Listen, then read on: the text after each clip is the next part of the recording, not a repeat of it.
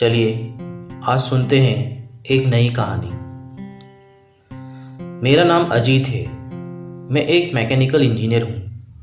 मैं स्वभाव से ही बहुत रिजर्व हूँ। इस कारण कभी मेरी लड़कियों से न ज़्यादा दोस्ती रही, न ही कोई मेरी गर्लफ्रेंड बनी। अब मेरी जॉब लग गई थी और घर वाले अब शादी की बातें करने लगे। घर पर कई तस्वीरें और बायोडाटा आने लगे। उसमें से मुझे अंजलि देखते ही पसंद आ गई। बायोडाटा से पता चल रहा था कि वो अच्छी पढ़ी लिखी थी। मैंने अपने घर वालों से कहा कि मुझे लड़की पसंद है।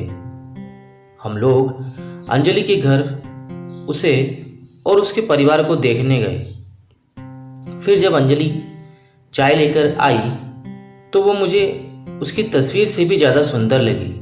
खुले बाल और हल्के नीले रंग की साड़ी में वो बहुत ही सुंदर लग रही थी। फिर घर वालों ने हमें एक कमरे में बातें करने भेजा। कमरे में वो चुप थी। उसके चेहरे पर इतनी खुशी नहीं थी। मेरा दिल धड़क रहा था। मुझे लगा कि उसे मैं पसंद नहीं हूँ। फिर मैंने ही बात शुरू करते हुए कहा कि आप क्या करती हैं? उसने मेरी तरफ घूर कर देखा और कहा कि आपने बायोडाटा देखा नहीं तो मंगाया क्यों था? उसकी बात सुनकर मुझे लगा कि वो मुझ में कोई इंटरेस्ट नहीं दिखा रही है। फिर मैंने उसे डायरेक्टली पूछ लिया कि आपको मैं पसंद नहीं हूँ? वो बोली, मेरे पसंद की बात नहीं है, आप खुद मुझे नापसंद कर देंगे, मुझे पता है। उसने कहा, अभी मैं आपको ऐसा कुछ दिखाने वाली हूँ कि आप वो देखते ही शादी के लिए मना कर देंगे। आपसे पहले दो को दिखाया, उन्होंने भी देखते ही मना कर दिया। यह कहकर उसने अपने खुले बाल जो पीछे थे उनको आगे किया। इतने में ही कमरे के बाहर से आवाज़ आ गई और उसकी माँ कमरे में आ गई। शायद उन्हें भी पता था कि वो हर लड़के के साथ ऐसी ही बातें करती है और कुछ बताती है। उसकी मम्मी ने कहा, चलिए बाहर, सब आपका इंतजार कर रहे हैं। अंजलि ने अपनी माँ की तरफ देखा। मैं बाहर आ गया और बाहर मेरी माँ और पिता, जिन्हें भी मेरी शादी की जल्दी थी, वो भी मेरे मुंह से बस हाँ सुनना चाहते थे। मेरे आते ही मेरी माँ मुझे बाहर ले गई और पूछा कि क्या तुझे लड़की पसंद है? मैं मना नहीं कर पाया, लेकिन एक बात मुझे खटक रही थी कि आखिर वो क्या बताने वाली थी।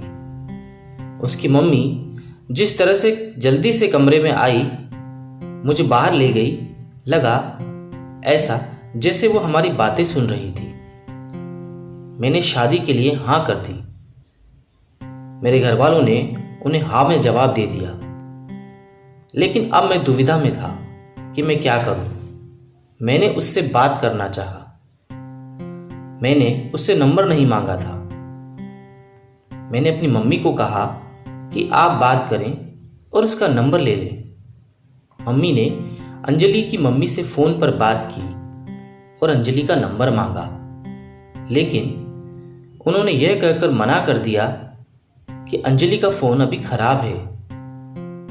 मम्मी यह भी कह रही थी कि वो लोग शादी के लिए जल्दी कर रहे हैं। इन सब बातों से मेरे मन में कुछ अजीब सवाल आने लगे। एक शाम जब मैं ऑफिस में था तब मुझे एक अननोन नंबर से कॉल आता है। फ़ोन रिसीव किया तो अंजलि थी। वो बोली कि मम्मी ने मेरा फ़ोन ले लिया है और मैं कुछ बहाना करके अपनी फ्रेंड के रूम पर आई हूँ। उसी के नंबर से फ़ोन कर रही हूँ। क्या तुम मुझे अभी मिल सकते हो? मुझे वैसे भी उससे मिलना था। अंजलि के बताए एड्रेस पर मैं जल्दी से पहुंचा। वो उसकी फ्रेंड का रूम था। मैंने जाते ही पूछा, उस दिन की बात अधूरी रह गई थी और तुम्हारी मम्मी तुम पर नज़र क्यों रख रही है? अंजलि बोली, मैं तुम्हें कुछ दिखाना चाहती हूँ, उसके बाद तुम्हारे सारे सवालों के जवाब मिल जाएंगे। अंजलि आज भी बाल खोल कर आई थी। वो पीछे मुड़ी और अपने खुले बालों को पीठ से आगे की ओर किया। तब मुझे पता चला कि वो क्या दिखाना चाहती थी। उसकी गर्दन पर एक टैटू था, सुयश नाम का। अंजलि बोली कि मैं एक लड़के से प्यार करती थी और हम दोनों शादी भी करना चाहते थे। मैंने उसी के नाम का टैटू करवाया था। यह बात मेरे घर वालों को भी बताई थी और वो तैयार भी हो गए थे, लेकिन सुयश ने मुझे चीट किया। वो मेरे अलावा भी किसी और को डेट कर रहा था और वो लड़की पैसे वाली थी, इसलिए उसने मुझे छोड़ दिया। तब से मुझे शादी और लड़कों से एक नफरत सी हो गई थी।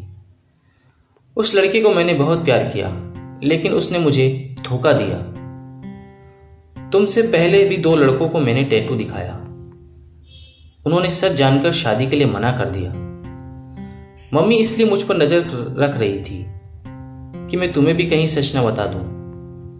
लेकिन मैं लड़कों की तरह नहीं हूं। मैं नई जिंदगी की शुरुआत सच के साथ करना चाहती हूं। मैं सुनकर सोच में पड़ गया कि जिसको प्यार मिलता है उसे प्यार की कदर नहीं होती। आखिर इतनी प्यार करने वाली लड़की को कोई कैसे धोखा दे सकता है। मैंने कहा कि मुझे तुम्हारे पास से कोई मतलब नहीं, लेकिन मैं चाहता हूं कि मुझे भी तुम उतना ही प्यार करो जितना उस लड़के को करती थी। अंजलि को यह उम्मीद नहीं थी। उसे लगा था कि मैं भी उसे शादी के लिए मना कर दूंगा। मेरी बात सुनकर उसने इतने दिनों के दबाए आंसू बहने लगे। मेरी शादी अंजलि से हो गई और मैं अपने आप को बहुत खुशकिस्मत मानता हूँ कि मुझे अंजलि जैसी सच्ची और प्यार करने वाली लाइफ पार्टनर मिली है।